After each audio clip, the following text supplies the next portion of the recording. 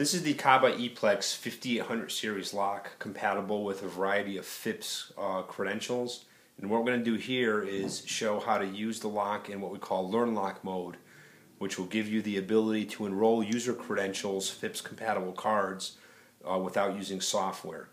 So the first step after the lock is installed is you have to change the 8-digit master code. By default, this code is set to 1 through 8. And to do that, what we do is we simply press the pound or the number sign first, enter the existing code, which again is 1 through 8 as a default. We hit the pound sign again, we enter 0, 0, 0, pound, and then we simply enter any 8-digit code we want. For my example, I'm going to use 8 through 1. We hit the pound sign again, we enter that same master code a second time, 8 through 1, to confirm. Hit the pound sign 2 times, and that will take it out of programming mode. Now, to confirm that that has completed properly, if we enter the new 8-digit code, it is a valid code in the lock. It actually opens the door as well. And the old code, 1 through 8, is no longer valid. It has been removed from the lock. Now, to enroll your user credentials, whether they're CAC or PIV cards or TWIC cards, we do a similar process by entering the pound sign. We enter our existing master code, which again is now 8 through 1. We hit the pound sign again. We enter the command 1, 0, 0, which means I want to add a user card. I'm adding user 0, 0, 1. I hit the pound sign again. I will take my credential, present it to the lock. It's enrolled. I hit the pound sign twice, and that will end the programming sequence. And now this user card is user 1. If I'm adding a second user, the process is very similar. Pound, enter your existing code, pound 1, 0, 0, pound. But now this is our second user, so we're going to use 0, 0, 2, pound. Present the next credential, it reads it, take it out of programming mode, and now this too will be a valid code.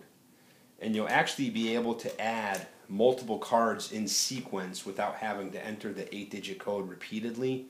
I was just doing a start to finish just for example purposes. One additional thing you can do if you have a need to use a PIN for a lock. Maybe there's an employee who doesn't yet have a FIPS credential and you want to simply give them a 4-digit PIN to use for temporary access. The process for doing that, very similar. We put the lock in the programming mode using the 8-digit master code, pound. Now to add that user code, it's 1, 0, 2 instead of 1, 0, 0, pound. We're still going to the next user, which would be 0, 3, pound. And then any 4-digit PIN you would like can be 1, 2, 3, 4, pound, 1, 2, 3, 4, pound. And then the last thing I'm going to press is 9, 9, pound. And then again a second pound ends the session. And 1, 2, 3, 4 is now a valid PIN. The reason I entered 99 at the end of adding a service PIN is that will never have an expiration. If you want to enter a 4-digit PIN, for example, that would only work for 1 hour or 5 hours, instead of 99, you would enter either 01 or 05 respectively. And you can maximize the length of that code up to 96 hours. So anything from 0, 0 through 96 would let that code be valid for that length of hours.